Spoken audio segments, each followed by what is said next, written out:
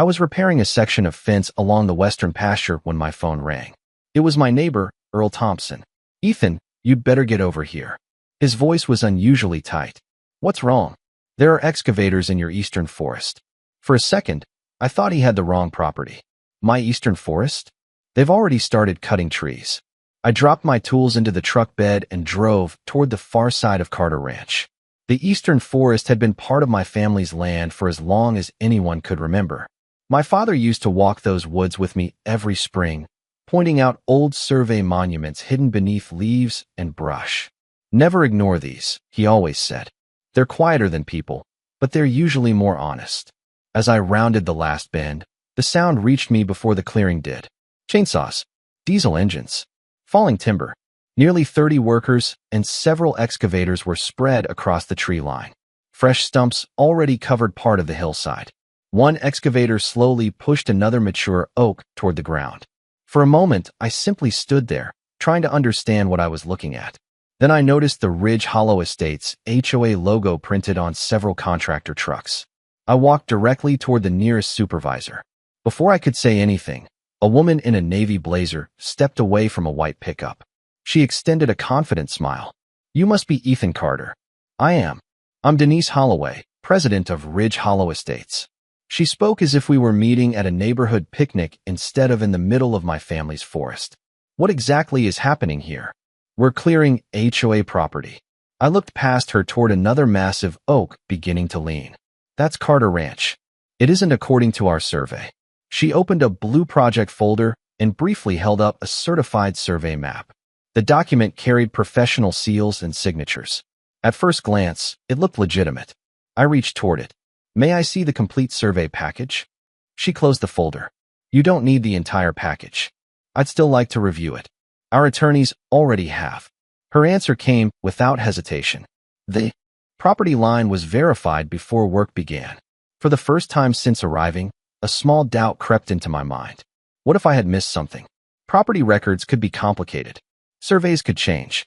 I had inherited the ranch after my father's death.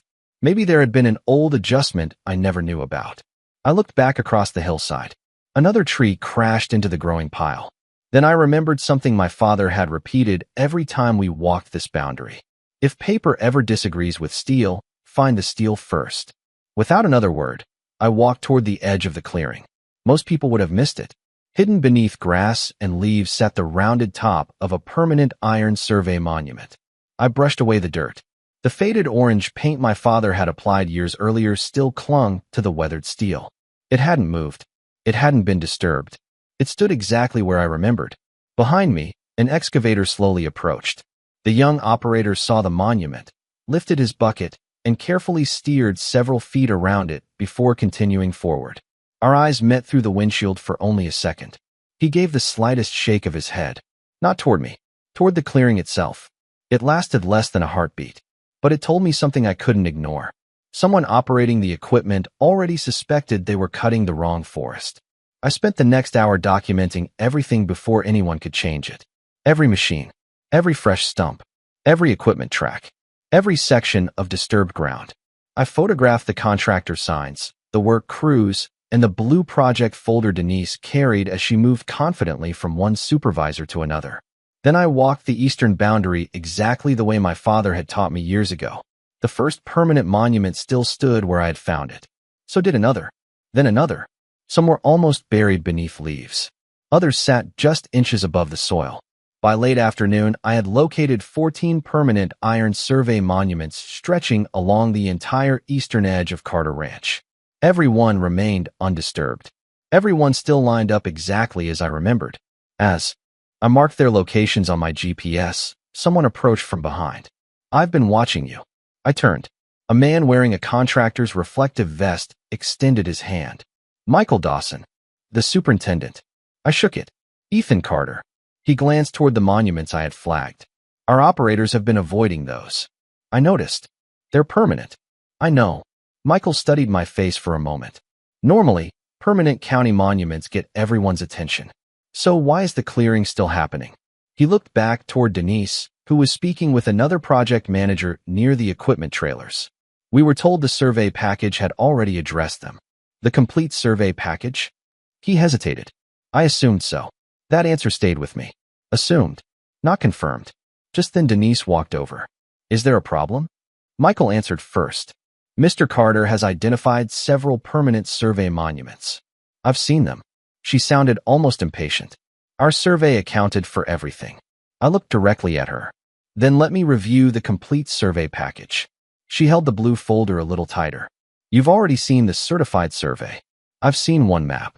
It's the only one that matters. Michael said nothing. Neither did I.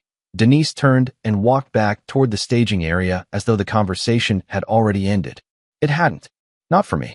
Near sunset, I continued following the boundary until I reached the creek separating part of the forest from the neighboring pasture. Half hidden beneath vines, I found something I hadn't expected. A weathered aluminum marker bolted into an old concrete monument. County survey reference. I knelt beside it. Unlike the iron monuments, this one carried an engraved identification number. I photographed it from every angle before writing the number into my notebook. If it still existed in the county system, it would lead back to the original survey records. As I stood, Earl drove up in his pickup. Find anything? I found more than I expected. He looked toward the clearing. They're making good time. I watched another oak disappear into the growing pile. That's exactly what worries me. That evening I spread every photograph across my dining room table. 14 permanent monuments. 1 county reference marker. Dozens of fresh stumps. 1 certified survey I had only seen for a few seconds. Something refused to fit. If Denise truly possessed the complete survey package, why wouldn't she let me read it? And if the contractor genuinely believed they were working on HOA land, why had every experienced operator gone out of their way to avoid disturbing permanent survey monuments? The answers weren't going to be found on the hillside. They were going to be found somewhere much quieter. County archives. The county records office occupied the oldest building in town. It wasn't impressive. Just brick walls, metal filing cabinets, and shelves that held decades of land records most people never thought about. The receptionist looked up as I walked inside. Can I help you? I need every recorded document related to Carter Ranch and Ridge Hollow Estates. She handed me a request form. Property address? I filled it out while explaining what had happened. She glanced toward the eastern forest through the window before disappearing into the archive room. About 20 minutes later, she returned pushing a cart stacked with oversized record books, survey folders, and several document boxes. That's more than I expected. She smiled. Properties with recorded easements usually leave long paper trails. Recorded easements. That was the first time anyone besides my father had mentioned that word. I carried the first box to a research table and began reading. The earliest surveys dated back decades. Each one referenced the same permanent iron monuments I had photographed the previous afternoon. Every bearing, every distance, every coordinate matched. Hours passed as I worked through subdivision approvals, engineering exhibits, planning commission records, and certified plats. Then I opened a folder labeled Recorded Riparian Conservation Easement. I stopped reading for a moment. That single title immediately explained why the document box had been so much larger than I expected. The easement had been recorded years before Ridge Hollow Estates was ever developed. It protected the entire creek corridor running through my eastern forest. Tree removal, major grading, excavation, all required strict county approval because the forest stabilized the creek banks and protected downstream water quality. I kept reading. Attached behind the easement were environmental engineering reports prepared before the subdivision even existed. One sentence had been underlined by someone years earlier. Existing mature forest shall remain undisturbed within the protected conservation corridor. The report continued. Permanent survey monuments have been installed to prevent future boundary disputes involving easement lands. I leaned back in my chair. My father hadn't painted those monuments orange because he liked bright colors. He wanted them to stay visible. Someone had planned for this exact kind of disagreement decades before either Denise or I ever owned property here. As I reached for the next folder, an older man walking through the archive room suddenly stopped. He looked from the documents to my face. You wouldn't happen to be Ethan Carter? I am. He smiled. I thought I recognized you. He introduced himself. Harold Benson. The name sounded familiar. I retired from county surveying about 15 years ago. Then he looked down at the survey maps spread across my table. I helped preserve some of these records. I explained what was happening on the ranch. Harold listened without interrupting. When I finished, he quietly opened one of the oldest survey folders. Inside was the original linen survey used to establish the conservation corridor. He carefully turned it over. Written in faded pencil along one margin was a surveyor's field note. Permanent monuments installed to prevent future boundary disputes involving easement lands. The exact language matched the engineering report. Harold smiled. Back then we expected people would eventually forget where the line was. He tapped the handwritten note. So we made sure the monuments wouldn't. He looked at me for a long moment. Your father understood that better than most people. You knew him? We walked this boundary together more than once. He chuckled softly. He always carried orange paint. I couldn't help smiling. That sounds like him. Harold folded the linen survey closed. You know, people spend a lot of money arguing over land. He rested one hand on the archive box. But arguments don't change records. He paused. Complete records matter more than confident opinions. As I thanked him, my phone vibrated. Michael Dawson. I answered immediately. Ethan, I think we have a problem. What happened? I finally looked through the project binder we received. And his voice grew noticeably quieter. It isn't just missing one document. I waited. It looks like large sections of the county record were never included in the package we were given. I met Michael the following morning at a small diner just outside town. He arrived carrying a thick black binder. He set it on the table before either of us ordered coffee. This is everything our crews received. I opened it. At first glance, it looked complete. Certified survey, property descriptions, construction drawings, utility plans, permits, the kind of paperwork every large project normally carried. Then Michael placed another stack of papers beside it. What are those? Copies I requested from the county archive after our phone call. He opened both sets of documents to their indexes. Watch this. The contractor's binder ended after the certified survey. The county archive continued for dozens of additional pages. Recorded riparian conservation easement, environmental engineering reports, historical monument references, subdivision approval conditions.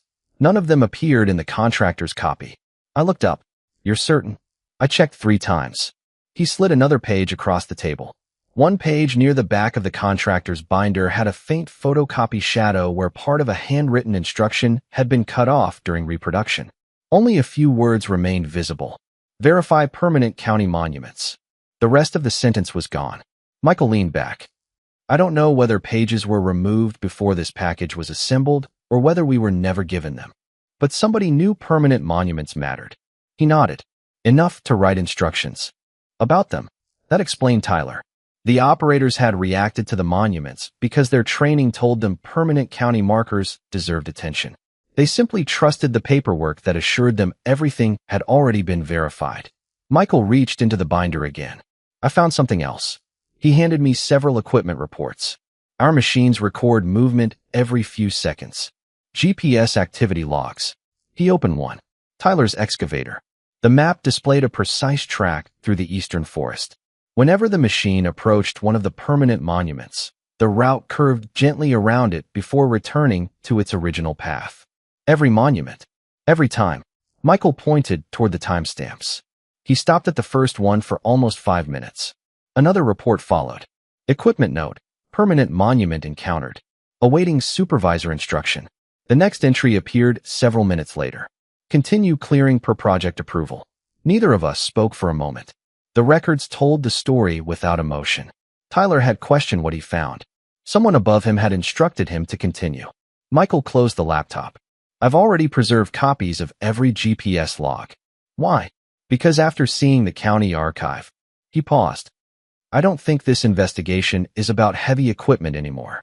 Before I could answer, my phone rang. Karen Mitchell, the county official who had visited the property after Earl reported the clearing. Ethan, we've completed our preliminary document review. What did you find? Enough discrepancies to open a formal investigation. She didn't sound surprised, only careful. I'd like everyone to leave the site exactly as it is. No additional cleanup. No moving equipment. No disturbing the survey monuments. They're all being treated as evidence. I glanced at Michael. He gave a single nod. We'll cooperate. Karen continued. Our survey department, environmental compliance division, and planning office will all be on site tomorrow morning. Should I bring anything? Bring whatever you've documented. I looked once more at the contractor's binder lying open beside the certified county archive. 4 days I had assumed the fight was about where the property line actually stood. Now it was becoming something very different. The permanent monuments had never disagreed with one another. The county records had never disagreed with one another. The only thing that didn't match was the paperwork someone had chosen to place in front of the people holding the chainsaws. Tomorrow, the county wasn't coming to decide where the boundary was. They were coming to find out how the truth had disappeared before construction ever began. County vehicles began arriving just after sunrise. Survey Department. Environmental compliance. County planning. Within half an hour, nearly a dozen officials had gathered along the eastern boundary. No one hurried. No one offered opinions. Every step followed a checklist. Karen Mitchell greeted me with a brief handshake before walking directly to the first permanent survey monument. We'll begin here. The county survey crew unloaded total stations, GPS receivers, and decades-old reference maps. One by one, they relocated every permanent iron monument I had marked. Each location matched the certified county survey within acceptable engineering tolerance. The lead surveyor quietly checked the final coordinate before looking at Karen. 14 monuments verified. Karen simply wrote it down. No celebration. Just another confirmed fact. Environmental engineers followed behind them. They photographed every freshly cleared section of hillside. They measured exposed soil. They documented damaged root systems near the creek. One engineer paused beside a fallen oak whose stump measured nearly 4 feet across. He counted the growth rings before standing again. This tree was here long before the subdivision.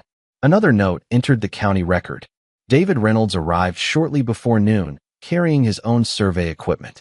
Although I had hired him independently, Karen welcomed the additional verification.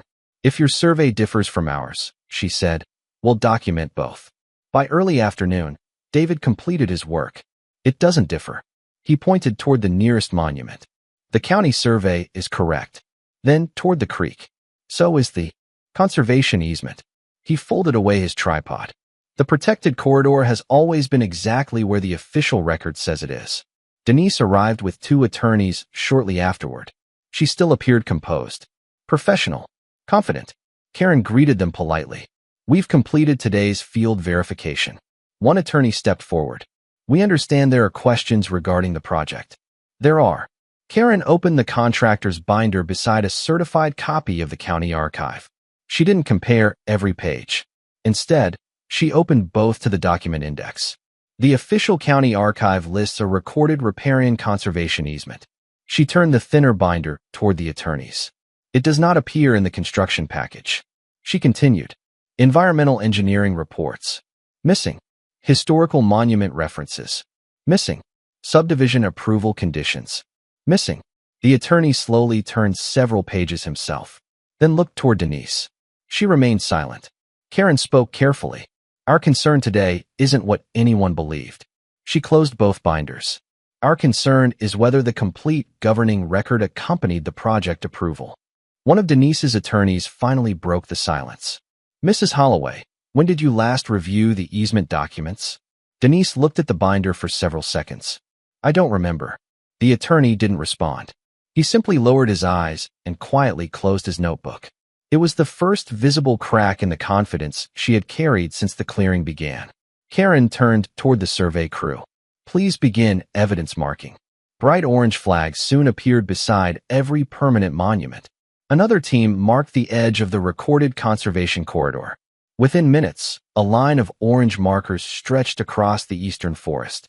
What had looked like an ordinary hillside only days earlier now resembled a carefully documented investigation. Nothing had been guessed. Every flag corresponded to a verified record. Every marker matched a certified survey. Every measurement traced back through decades of county archives. As the afternoon ended, Karen gathered everyone near the first monument. The field investigation is complete. She looked across the flag boundary. The land has already answered every survey question. Then she lifted both binders. Now we determine how the complete county record became an incomplete construction package. For the first time since this began, no one was arguing about where the property line was. The only question left was who had approved the paperwork that ignored it. 3 days after the county completed its field inspection, the first steady spring rain arrived. It wasn't a storm. No thunder. No flooding. Just several hours of gentle rain. Normally, the eastern forest absorbed almost all of it. That afternoon, I stood on my porch watching muddy water race down the freshly cleared hillside. Small channels formed where none had ever existed. Loose soil washed toward the creek. Brown sediment clouded water that had always run clear. The engineering reports weren't predicting the future anymore. They were describing the present. County environmental crews returned before noon. The same hydrologist who had inspected the property earlier slowly walked the exposed slope, stopping every few yards to photograph the fresh erosion. He pushed measuring stakes into the deepest washouts before waving Karen over. "What are you seeing?" she asked. He knelt beside one of the newly formed channels. The original engineering reports were accurate. He scooped up a handful of wet soil. Without the tree roots holding it together, the dirt slipped through his fingers. This forest wasn't protected for appearance. He pointed toward the surviving trees. It managed stormwater. Then toward the muddy creek. It stabilized the hillside. Finally, he looked across the cleared ground. And now we're watching exactly what those reports warned would happen. Karen made several notes. So the environmental damage was foreseeable. It was documented decades before the subdivision was built. Nobody argued. Nobody needed to. The hillside itself had become evidence. By early afternoon, another pickup truck entered the ranch. Michael stepped out carrying a hard case and a laptop. "I brought everything." "What kind of?" "Everything. Our project records." He opened the case. Inside were backup drives, printed dispatch logs, equipment reports, communication records, and GPS archives. "If the county wants them," he said, "they're all yours." Karen walked over. "Can you replay the first day?" Michael nodded. An aerial photograph of the eastern forest appeared on the laptop screen. Colored lines traced every machine assigned to the project. He selected Tyler's excavator. The playback began. The excavator approached the first permanent survey monument. Stopped. 1 minute. 2. Nearly 5. Michael opened the equipment log. Permanent monument encountered.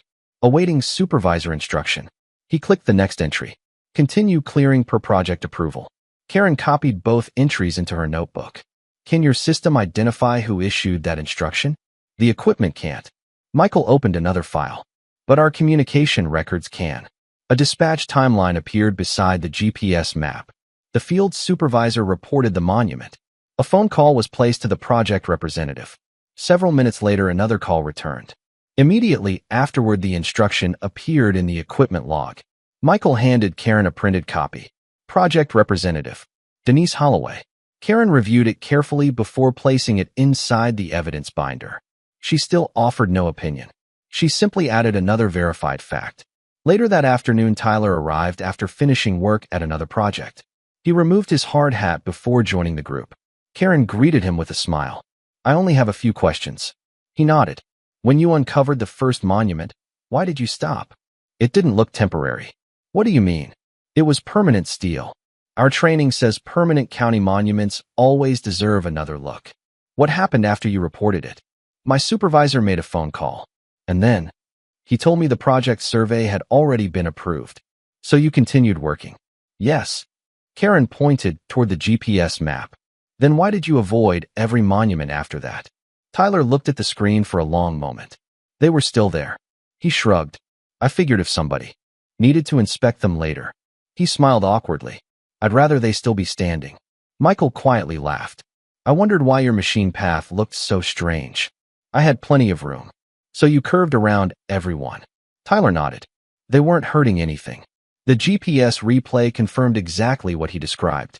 Each permanent monument remained untouched. The excavator tracks bend around everyone by only a few feet. Tiny decisions, barely noticeable at the time. Now they formed one continuous trail preserved by satellite data. Karen turned back toward Michael. "Has your company preserved every original project record?" "Every one." "Will you voluntarily provide unrestricted access?" "They've already been copied." He signed the county evidence receipt without hesitation.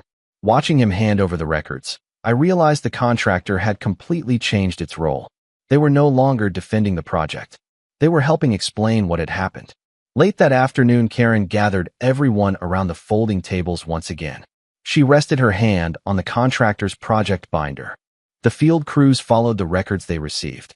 Then she looked at the evidence gathered over the past several days. The survey monuments were preserved.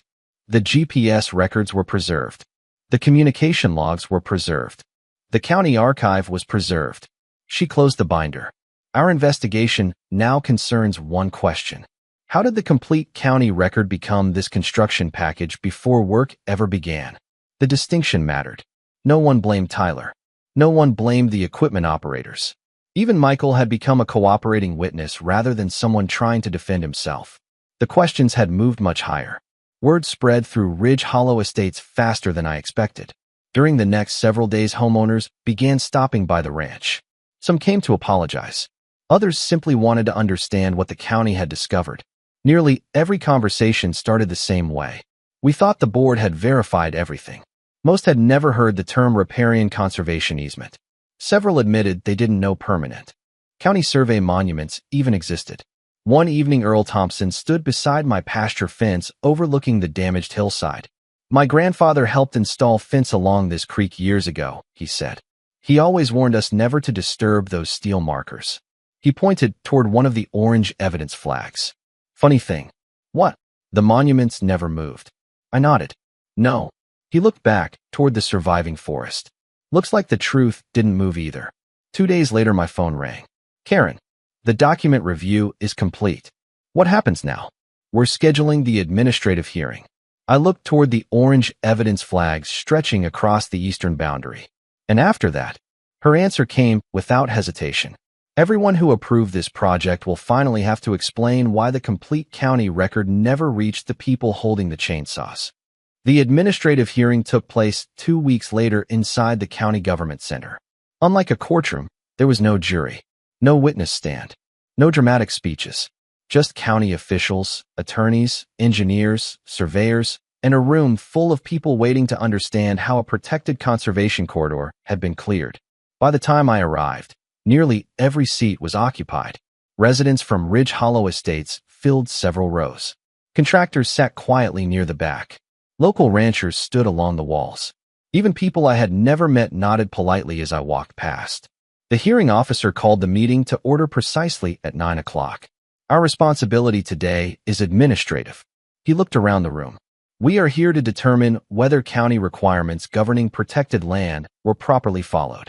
He turned toward Karen Mitchell. Ms. Mitchell, you may begin.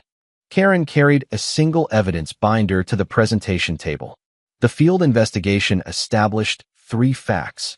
She projected an aerial photograph onto the screen. First, she pointed toward the eastern boundary. The permanent county survey monuments remain exactly where they were originally installed. The next slide appeared. Second, the recorded riparian conservation easement covered the same protected corridor identified decades before the subdivision existed. Another slide. Third, the construction package approved for field operations did not contain the complete governing county record. No one interrupted. The hearing officer nodded. Proceed. County surveyors testified first. Large aerial maps filled the display screens.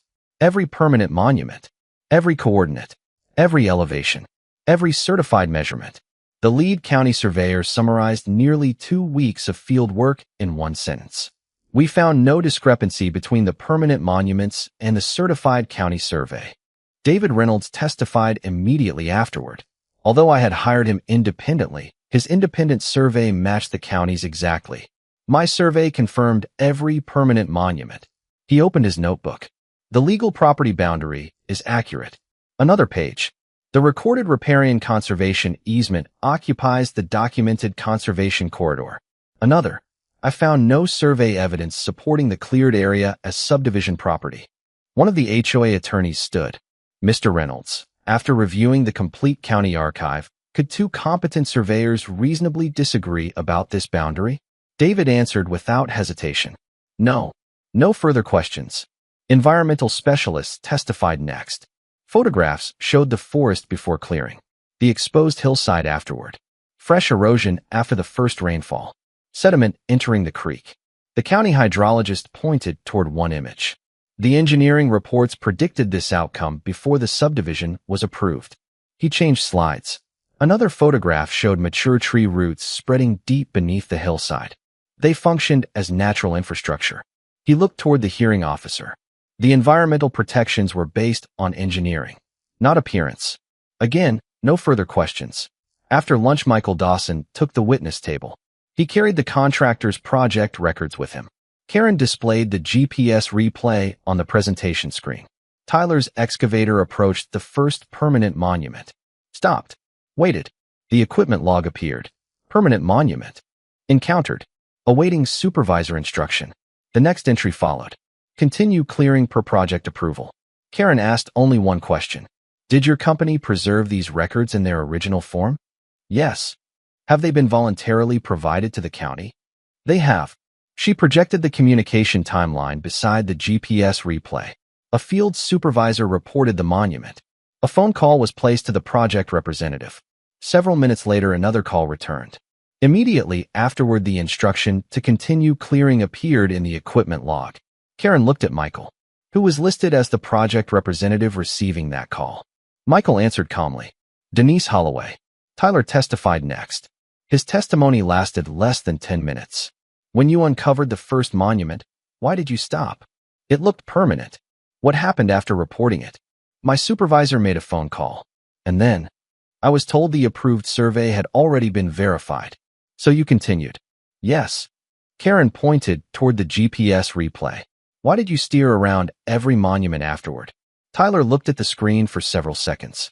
They were still there. He shrugged. I figured if somebody came back later. He glanced toward the county surveyors. They'd probably want to find them. A quiet murmur spread through the room. His answer was simple, almost ordinary, but it explained why every permanent monument had survived. Following a short recess, Denise Holloway took her seat. She remained composed, professional, confident. Karen approached with a thin folder. Mrs. Holloway, did you approve the construction package used for this project? Yes. Before approving it, did you personally review the complete county archive governing the Eastern Conservation Corridor? No. Did you review the recorded riparian conservation easement? No. The environmental engineering reports? No. The historical monument references? No.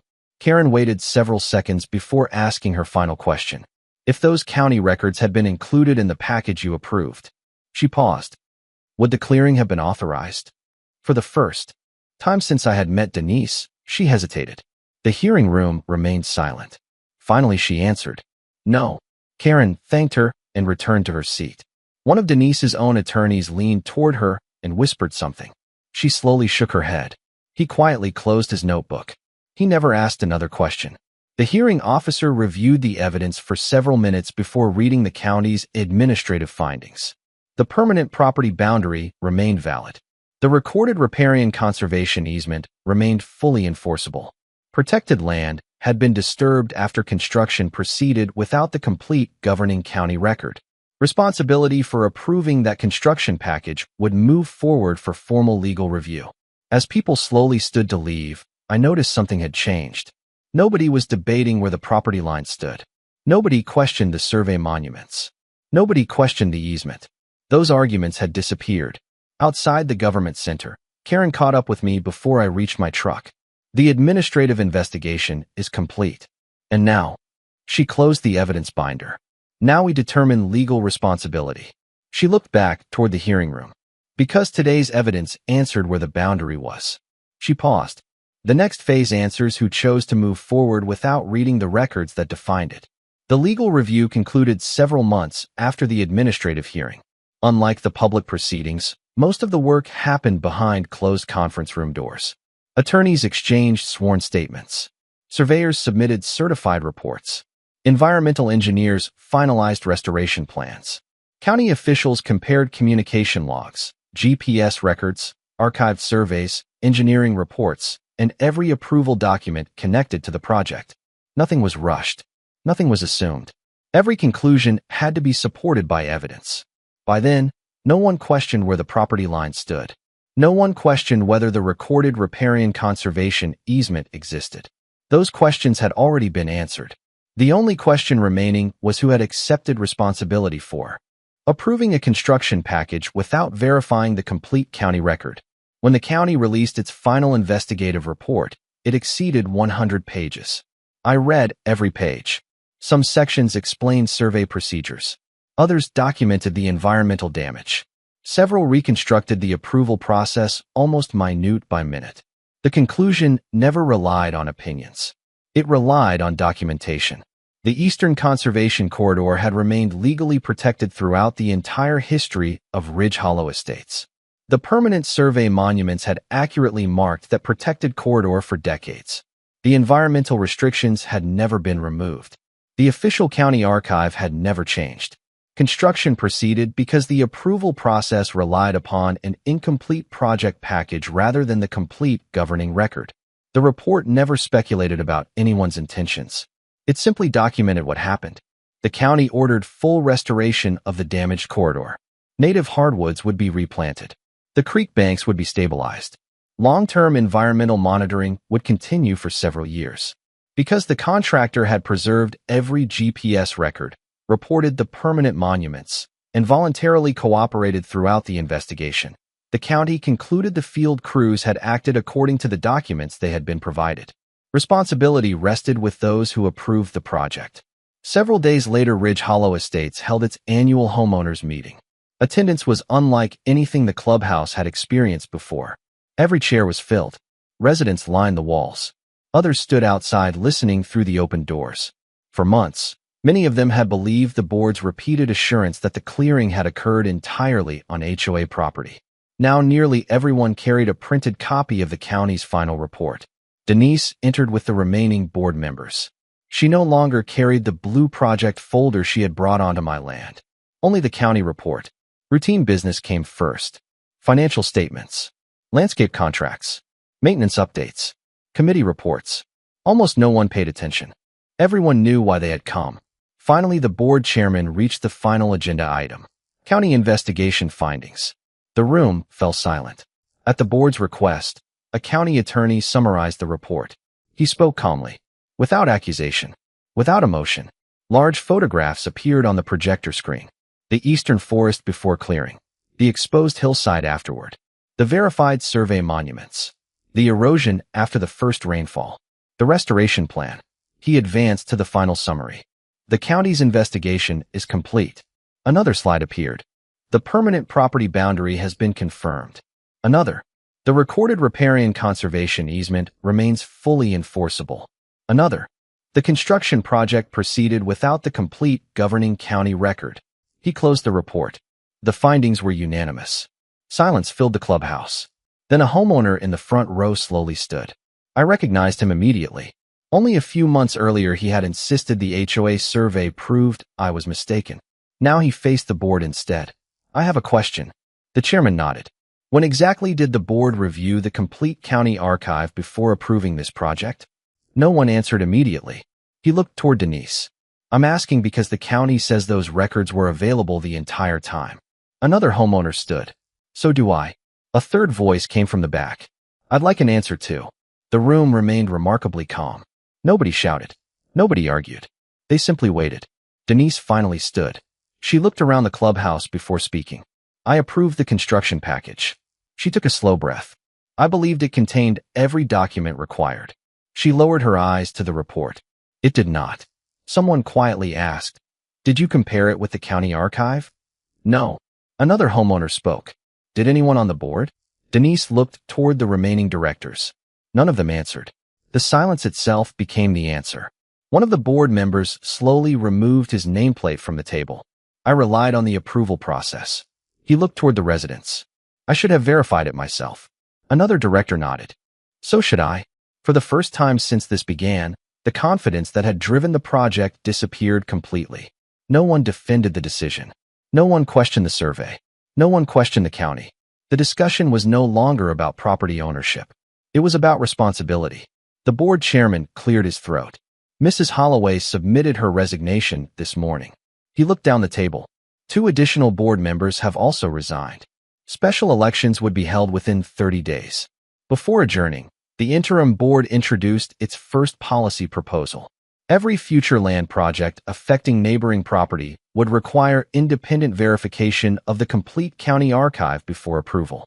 Recorded easements would become mandatory review documents. Permanent survey monuments would be physically inspected before any authorization could be issued. No exceptions. The motion passed unanimously. As residents gathered their belongings, many walked toward me. Some apologized. Some thanked me for refusing to give up. Others simply shook my hand. One older woman smiled sadly. I've lived here almost 20 years.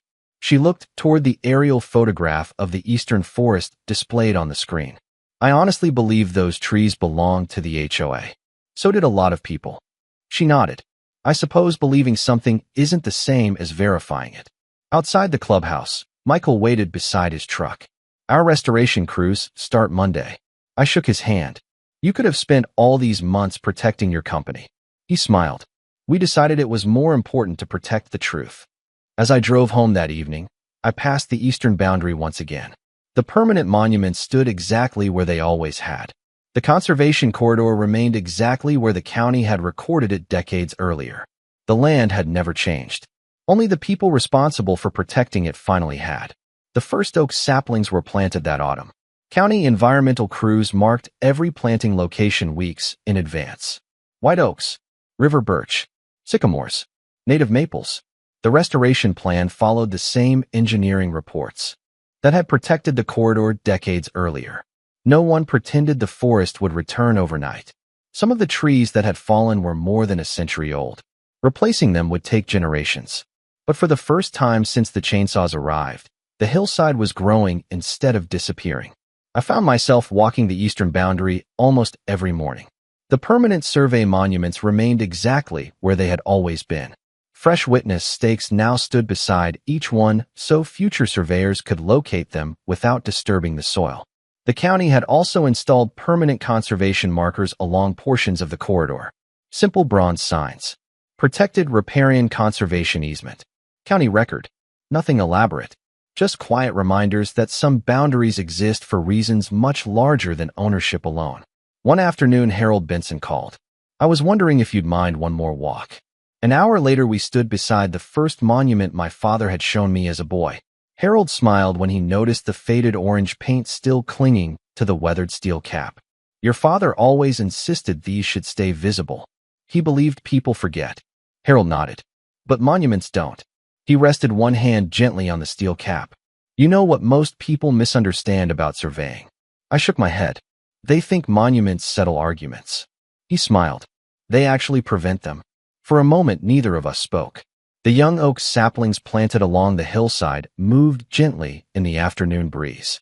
Harold looked across them before quietly adding, the people who installed these monuments knew they would probably never meet the people they were protecting. That stayed with me long after he drove away. Several weeks later, I received another envelope from county planning. Inside were the final restoration schedule, long-term monitoring requirements, and an amended subdivision record for Ridge Hollow Estates. The county had permanently changed its approval procedures. Any future project involving land near a recorded easement would require a complete county archive review before approval. Permanent survey monuments had to be physically verified. Independent survey confirmation became mandatory whenever protected property was involved. The explanation attached to the amendment was only one sentence long. Adopted following the Carter Ranch Conservation Corridor investigation. For the first time, I realized the investigation had accomplished something larger than protecting my family's land. It had changed the process itself. Winter passed quietly. By spring, fresh grass covered much of the exposed hillside. The creek slowly regained its clarity. Environmental specialists continued monitoring water quality, vegetation growth, and soil stability. Every report showed gradual improvement. Not perfect. Better. One morning, Michael stopped by while restoration crews unloaded another truck filled with native saplings. Tyler climbed out carrying a planting shovel instead of climbing into an excavator. I smiled. Different equipment. He laughed. I like this kind of work better. Michael watched the crews spread across the hillside. You know what surprised me most? What? We spent months proving where the property line actually was. He looked toward the first permanent monument. It never moved an inch. No, we were the ones who finally caught up with it.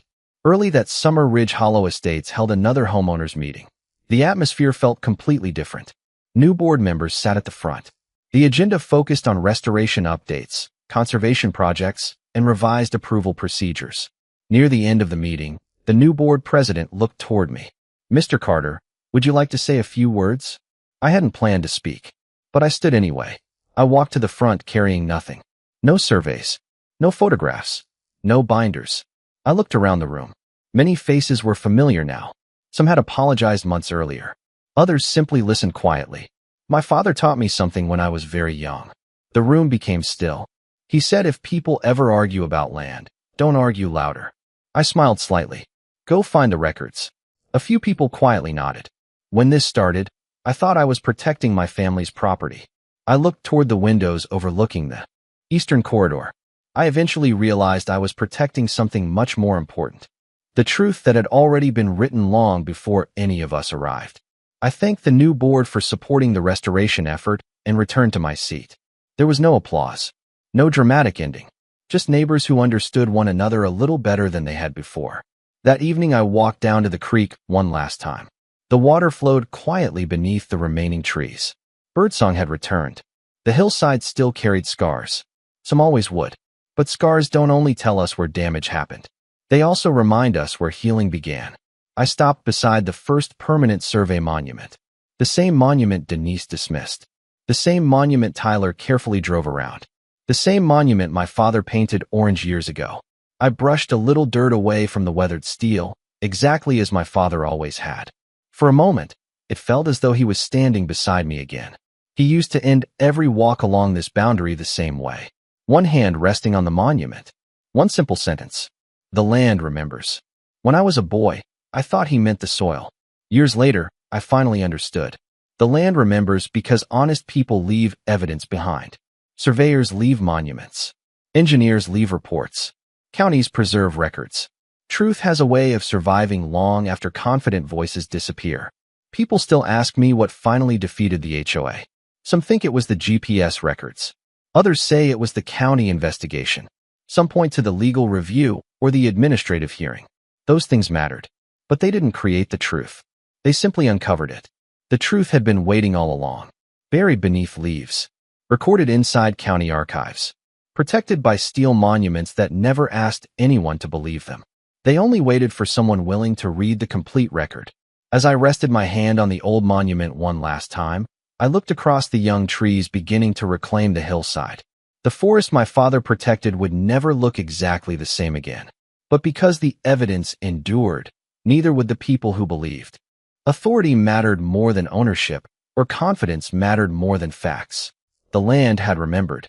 And in the end, so did everyone else.